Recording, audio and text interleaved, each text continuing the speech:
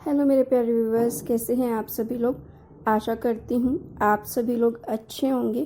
कहानी के लिए मेरे चैनल को सब्सक्राइब कीजिए, कहानी को लाइक और शेयर ज़रूर कीजिएगा और कहानी कैसी लगी प्लीज़ कमेंट बॉक्स में ज़रूर बताइएगा।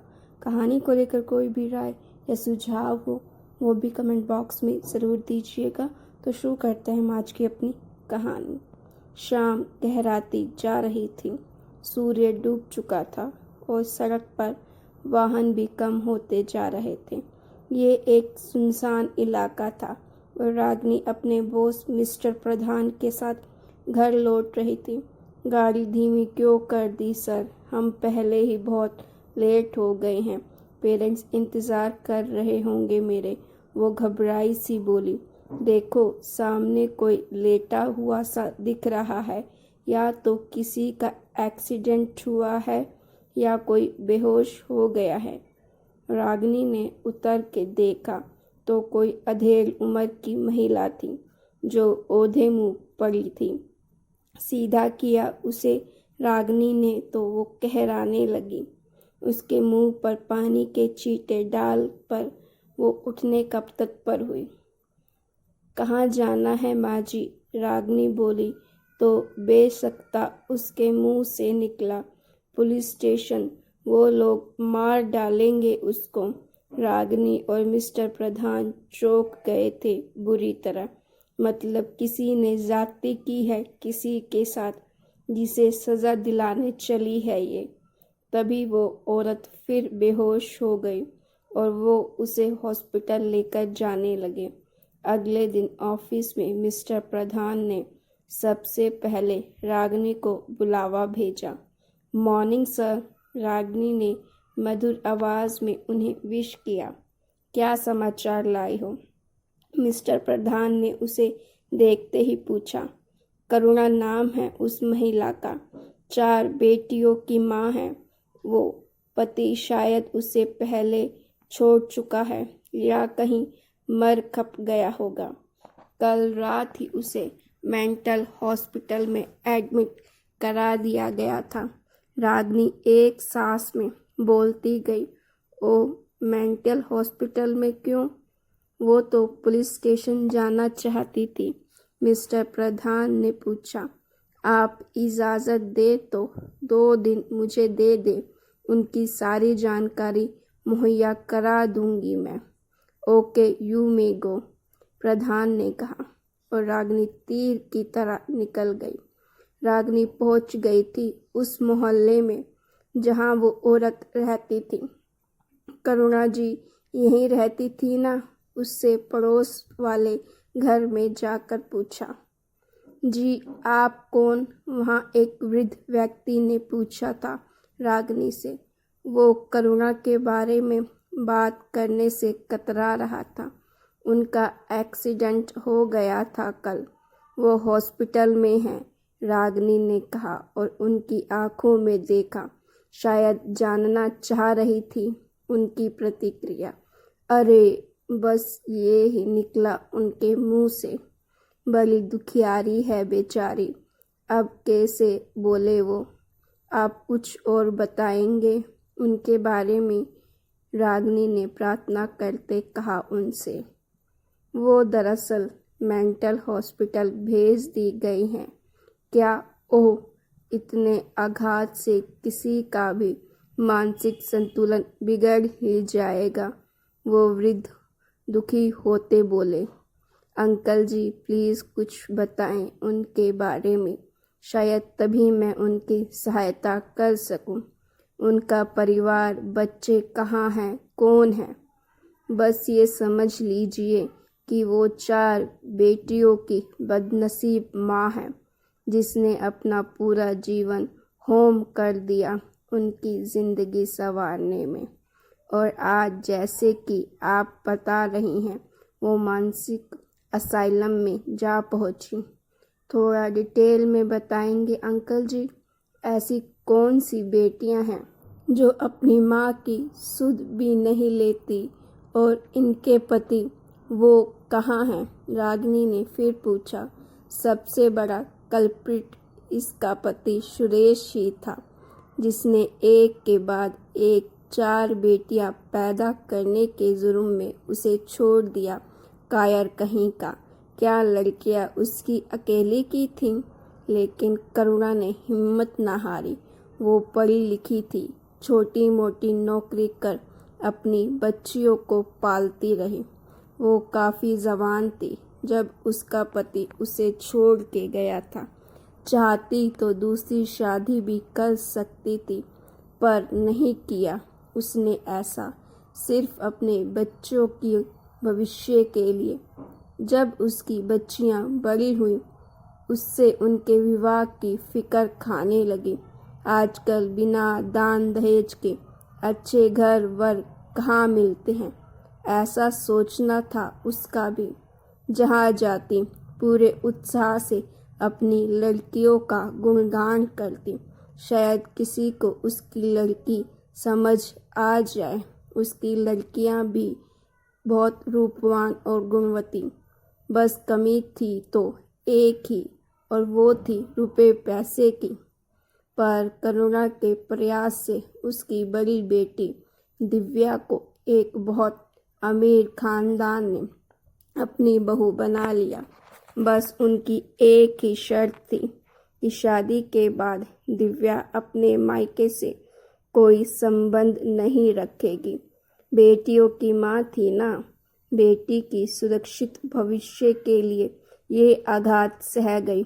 अगर उसकी बेटी को वो लोग इसी शर्त पर खुश रखें तो उसे आपत्ति ना थी। दूसरी बेटी चंद्रा जिस घर में खाना बनाती थी, वहाँ की मालकिन को इतना भाई कि उन्होंने उसका हाथ अपने बड़ी उम्र के तलाकशुदा बेटे के लिए मांग लिया, और करुणा उसके लिए भी तैयार हो गई। मजबूरी व्यक्ति से क्या क्या नहीं करवाती। वो भी कुछ दिनों बाद ये देश छोड़कर यूएस में बस गए। दोनों छोटी बेटियों ने कसम खाई, वो अपनी माँ को छोड़कर शादी कर नहीं जाएंगी कहीं पर भी। करुणा ने उनकी एक ना सुनी। एक माँ के लिए इससे बड़ा संतोष और क्या होगा कि उसकी बच्चियाँ अपने घर सुखी हैं। इस बात को आधार बना उसने तीसरी बेटी गौरी की शादी वहीं पास के एक बेरोजगार लड़के से ही कर दी। पर उसकी बेटी घर चलाने लायक कुछ कमा लेती थी, उससे उनका गुजारा चलने लगा। सबसे छोटी रेखा माँ की बहुत प्यारी थी। उसकी सुंदरता पर रीझ कर पड़ोस के शहर से एक ज्वेलर के लड़के ने उससे शादी करने की इच्छा प्रकट की। करुणा ने भगवान का लाख शुक्रिया अदा किया। उसने अपना मकान गिरवी रखकर अपनी हैसियत से ज़्यादा खर्च कर उनको संतुष्ट करना चाहा। कुछ दिनों की शांति के बाद अक्सर रेखा जब घर आती, उसका मुंह शरीर सूजा हुआ होता। उसके ना बताने पर भी करुणा उसका सारा हाल जान जाती। बड़े क्रूर लोग थे वो, लालची और बददिमाग। एक दिन रेखा की पहली डिलीवरी हुई और उसे बेटी हुई। बस उसकी बेटी उसकी बदनसीबी का सबब बनती चली गई। अभी तक उसके ससुराल वालों को कुछ उम्मीद थी शायद उससे, लेकिन अब उनका कहर टूट पड़ा उस बेचारी पर। रोज रोज उनकी मांगे बढ़ती गई और करुणा टूटने लगी। वो रेखा को कहती कि तू अपनी बच्ची संग मेरे पास चली आ, लेकिन वो ना आ सकी। अपनी बूढ़ी माँ पर बोझ बनना नहीं चाहती थी शायद। फिर एक दिन खबर आई कि रेखा स्टोव पर खाना बनाते हुए बुरी तरह जल गई है और जिंदगी मौत से जूझ रही है। कब तक जूझती बेचारी छोटी सी जान को माँ के आंचल में छोड़कर चल बसी। करुणा इस आघात को ना सह सकी। वो तब से पागल जैसी हो गई थी। हर वक्त डरती कि वो लोग आएंगे और उसकी नन्ही बेटी सिया को मार डालेंगे। वो तेश में आकर कहती कि मैं पुलिस स्टेशन जाऊंगी और उनकी शिकायत करूंगी, पर डरती भी रहती थी कि वो मेरी सिया को वैसे ही मार डालेंगे जैसे रेखा को मारा था। अब सिया कहाँ है अंकल? रागिनी ने पूछा। उसे पास के अनाथालय भेज दिया है। कोई तो देखभाल करता उसकी। जब से करुणा का दिमागी संतुलन बिगड़ा था, डर रहता था कि नन्ही सी बच्ची के संग कुछ ऊंच नीच ना हो जाए।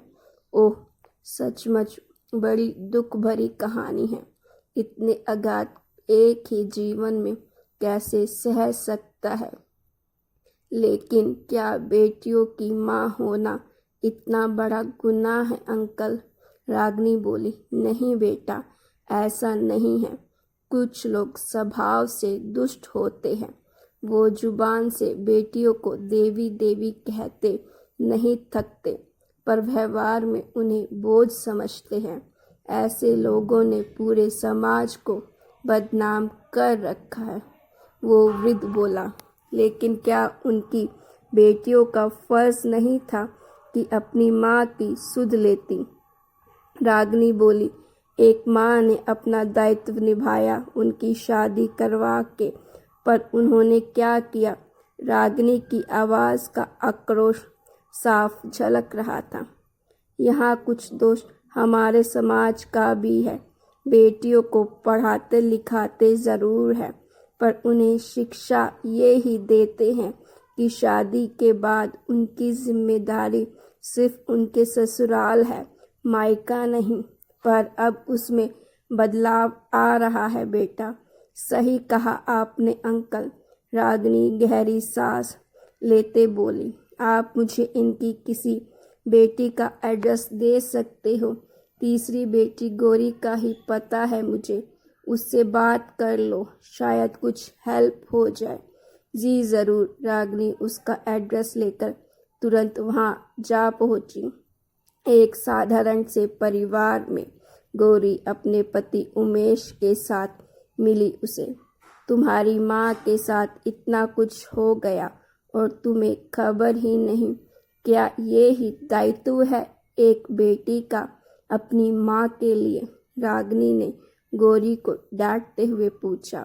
आप ठीक कह रही हैं दीदी, पर माँ ने अपनी कसम दी थी हम दोनों को कि हम उनकी ज़िंदगी में कभी कोई दखल ना दें।